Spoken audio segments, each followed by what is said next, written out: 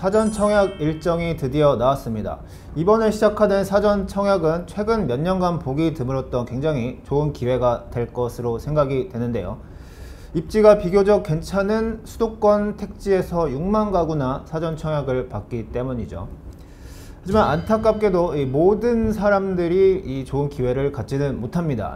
지금부터 말씀드리는 이 조건에 해당하시는 분들이라면 반드시 이번 사전 청약에 도전을 해보시기 바랍니다. 시작하겠습니다.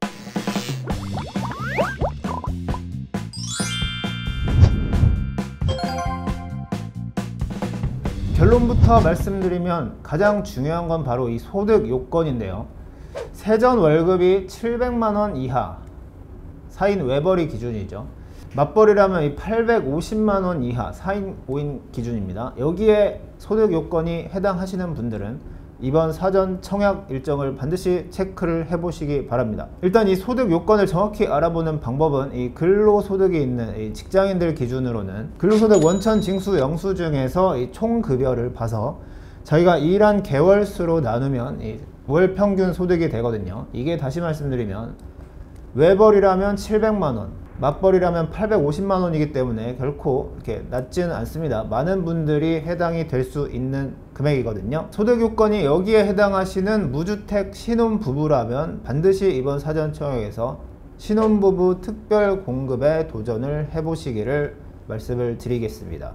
왜 그런지는 다시 설명드릴 건데요. 자, 신도시 아파트도 이 공공분양과 민간분양으로 나뉜다는 건 아실 텐데요. 여기서 이번에 사전 청약을 시작하는 건 100% 다 공공분양입니다. 그 말은 사전 청약 물량의 85%가 바로 특별 공급이 된다는 얘기고요. 그 중에서도 가장 많은 비중을 차지하는 것이 바로 신혼부부 특별 공급입니다. 전체 물량의 30%가 신혼부부 특공이 되거든요. 일반 분양이 15%인데 그보다도 2배나 더 많은 숫자가 됩니다. 지금 보시는 이 화면이 3기 신도시 이 홈페이지에서 가져온 신혼부부 특별공급의 청약 조건과 당첨자 선정 방법이 되겠는데 많이 복잡하죠. 그리고 여기에 해당한다고 해서 당첨이 될 수 있는 것도 아닙니다. 그래서 제가 핵심만 뽑아서 말씀드리는 건데요. 자, 신혼부부 특별공급의 소득 요건이 이번에 크게 늘어났다는 점은 아실 겁니다. 이 연봉이 1억이 넘는 사람들도 도전할 수 있을 만큼 문이 넓어졌는데, 그런데 여기에 함정이 있다는 거죠. 신혼부부 특별 공급이 우선 공급 70%와 일반 공급, 자녀 공급이라고도 하죠. 30%로 다시 나눠지는데, 아까 말씀드린 소득 140%에 해당하는 분들은 이 30% 자녀 공급에 도전을 해야 됩니다. 자, 반면에 좀 전에 말씀드렸던 소득 요건 100%, 그러니까 월 700만원, 맞벌이라면 850만원, 여기에 해당하시는 분들은 신혼부부 특별공급의 70%에 해당하는 우선공급에 도전을 할 수가 있거든요.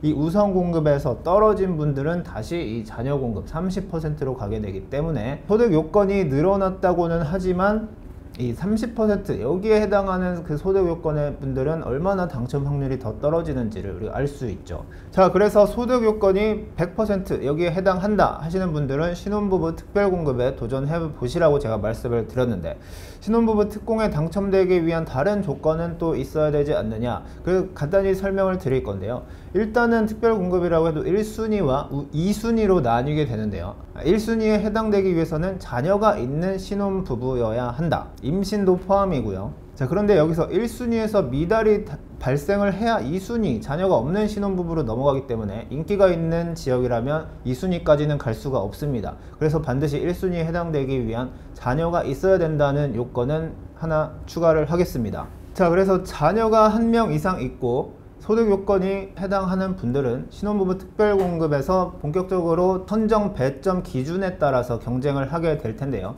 제가 다른 요건은 크게 중요하지 않다고 말씀드렸거든요. 정말 그런지 한번 보겠습니다. 배점 항목을 보면 일단 가구 소득이 80% 이하가 되면 1점이 추가되는 게 있고요. 요건 체크를 해보시고, 자녀 수 같은 경우 3점이 부여가 되고 있는데 3명 이상인 경우 3점이 되거든요. 그렇기 때문에 자녀 수가 많으면 무조건 유리하느냐? 그건 아니라는 말이죠. 왜냐하면 신혼부부 특별공급에 있어서 혼인기간 점수가 또 따로 있는데 이것도 3점이거든요. 혼인한 지 3년 이하가 됐다면 마찬가지로 3점을 얻게 되겠습니다.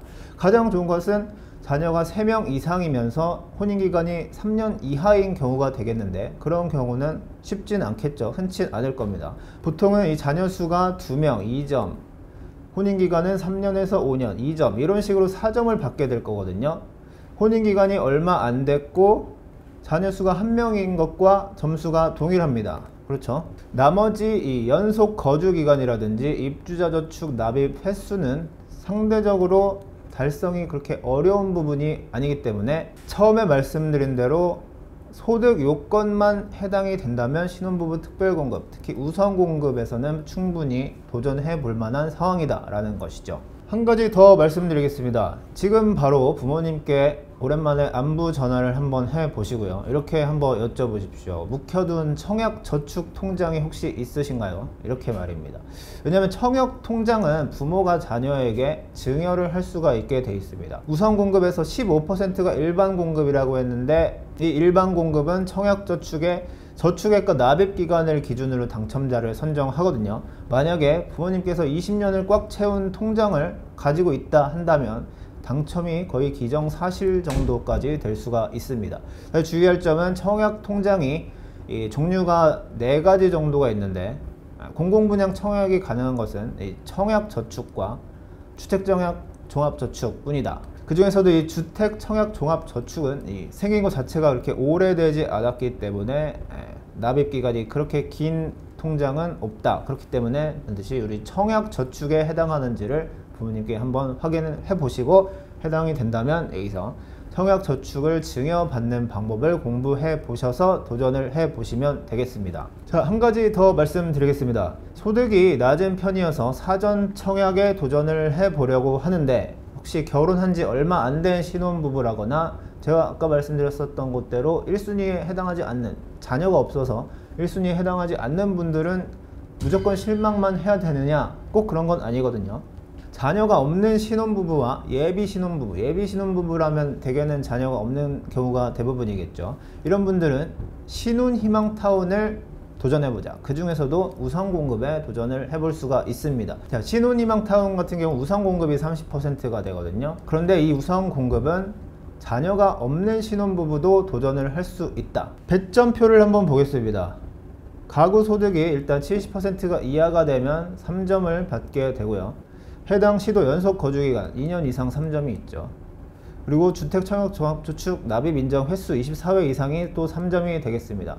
말씀드린 대로 자녀 수에 대한 배점이 없죠. 여기는 신혼부부 특공과 신혼희망타운 모든 이 전형을 통틀어서 자녀 수에 따른 차별을 받지 않는 전형은 이 신혼희망타운 우선공급 딱 하나밖에 없습니다. 그렇기 때문에 자녀가 없는 신혼부부나 예비 신혼부부 같은 경우는 신혼희망타운에서 그렇게 불리하지 않게 도전을 해볼 수가 있다. 물론 동점자가 많게 되면 추첨으로 가게 되겠지만은, 그래도 일반적인 아파트에 비해서 청약 당첨 가능성이 훨씬 높다라는 점을 우리가 알 수 있는 것입니다. 자, 지금까지 이번 사전 청약에서 반드시 도전해보면 좋을 만한 분들을 몇 가지 케이스를 소개를 했는데요. 일단은 소득이 4인 기준으로 월 700만원 이하, 맞벌이면 850만원 이하인 분들은 신혼부부 특별공급에 도전을 해라. 그리고 부모님께 청약저축통장을 증여받을 수 있는지는 한번 반드시 확인을 해보자. 그리고 자녀가 없는 분들도 희망타운 우선공급에 도전을 해볼 수 있다. 이런 정도로 요약을 할 수 있을 것 같고요. 마지막으로 중요한 말씀 한 가지 드리려고 하는데, 사전 청약이 혹시 당첨이 되더라도 반드시 거기 들어가야 되는 게 아니라는 거를 기억을 해두면 좋겠습니다. 무슨 말이냐면, 이 사전 청약은 당첨이 된다고 하더라도 다른 일반 청약을 하는 데 있어서 재당첨 제한을 비롯한 어떤 페널티가 없거든요. 사전 청약에 당첨되고 나서 본 청약 가기 전에 이 본 청약을 포기한다고 해도 이 재당첨 제한 같은 페널티가 없다는 말씀입니다. 다른 일반 아파트를 청약하는 데서도 마찬가지죠. 그렇기 때문에 사전 청약은 일단 한번 도전을 해 보시고, 당첨된다고 하면 그때부터 내가 여기 들어갈지 말지를 그때부터 고민을 해도 늦지 않는다. 일단 당첨된 이 사전 청약을 옵션으로 가지고 있으면서 집값이 떨어질 것 같다 싶으면 이 본청약을 포기를 하면 되고요. 들어가도 되겠다 싶으면 들어가면 됩니다. 만약에 가격이 더 오를 것 같기는 한데 이 기간이 뭔가의 이유로 본청약까지 기간이 너무 길어져서 입주까지 너무 시간이 오래 걸릴 것 같아 싶으면 그때 가서 포기해도 되는 거고요. 저희 땅집고에서 사전 청약 완전 분석 시리즈를 연재를 한 것도 있으니까 참고해 보시면 많은 도움이 될 것 같고요. 이번에 사전 청약 도전해 보시는 분들에게 좋은 결과가 있기를 바라면서 인사를 드리겠습니다. 감사합니다.